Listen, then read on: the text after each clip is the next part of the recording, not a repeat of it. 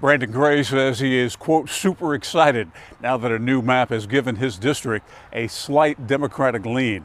He says he's hopeful that issues such as women's reproductive rights and Medicaid expansion will get his supporters to the polls. Brandon Gray warns voters concerned about abortion rights that Republicans may take action in the new year. Republican Speaker of the House Tim Moore said he is going to pass an anti-choice bill. So us flipping this seat really is crucial to keeping reproductive rights here in North Carolina, because we have to have enough seats to uphold Governor Cooper's veto, and that's what I'm hoping to do. The Oak Ridge Democrat says abortion is the #1 issue among voters that he's met on the campaign trail. And while he says he supports women's reproductive rights, it's not his top issue. For me, I think #1 is still healthcare.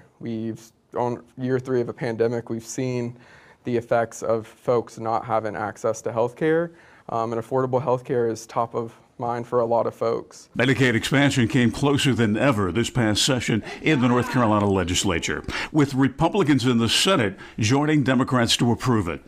But House Republicans didn't join in. Medicaid expansion is super personal to me. Growing up, I had Medicaid. It gave me access to the life-saving health care that I needed, but that my family couldn't afford. Most of the people in the General Assembly haven't relied on Medicaid for their health care. That's another thing I bring to the table. My husband is a nurse, and he sees the effects of our hospitals, our high wait times because of the short staff. And Medicaid expansion really does address those issues while bringing a lot of money to our local economy as well. Gray says that North Carolina needs to do more for education. What is it that you want to do? You say we're not doing enough for education. Yeah, just making sure our schools are safe. I know what it's like to be in a classroom and fear for your life and actually have active shooter drills.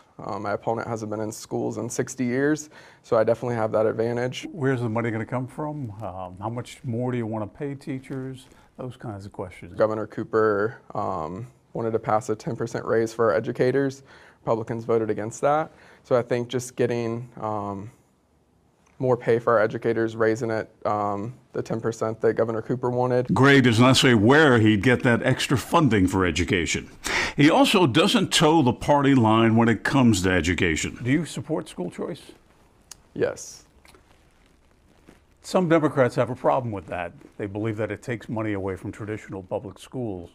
Do you also support the use of vouchers, public taxpayer money for private education?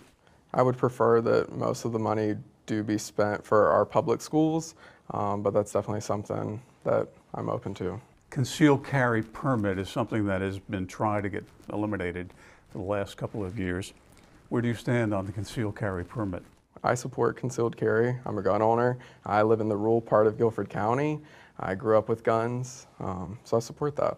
Do you have a concealed carry permit? I do not, but I'm in the process of it. You are? And why is that? Just because I think it allows people to feel safe. Just things that I've encountered in my life, I would feel more safe. Finally, Gray says he's not only concerned about women's rights, he's worried about the future of LGBTQ rights as well.